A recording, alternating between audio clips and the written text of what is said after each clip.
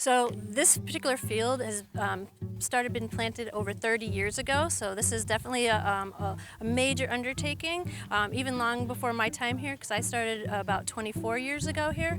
And it's been multiple years of planting bulbs. There was a one big push earlier on, closer to the 30-year timeline, and then over the years we've been adding sort of rounds of 2,000 bulbs several times. So all in all, the original plantings totaled around 25,000 bulbs, but also the way that grow, they're actually naturalizing and getting bigger clumps, adding individual bulbs to each clump. They seed in, so there's definitely more than 25,000 bulbs here at this point. Daffodils are a perennial bulb.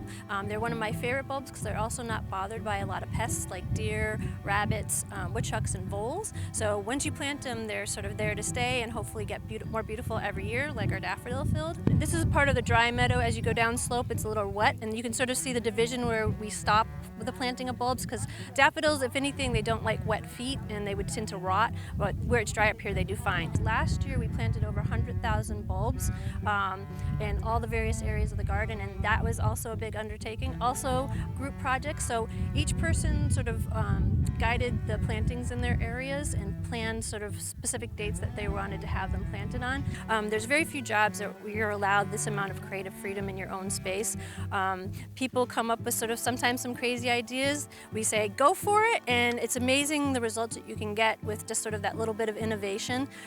Sort of sometimes some like odd color combinations you wouldn't think go and are amazingly successful. We're lucky enough, we have an administrative assistant that helps us organize this dance of getting plants, sort of our design, our plants ordered. She handles a lot of that, getting the shipments in, which is a whole process on site, and then sort of distributed to the correct area and then planted in the ground.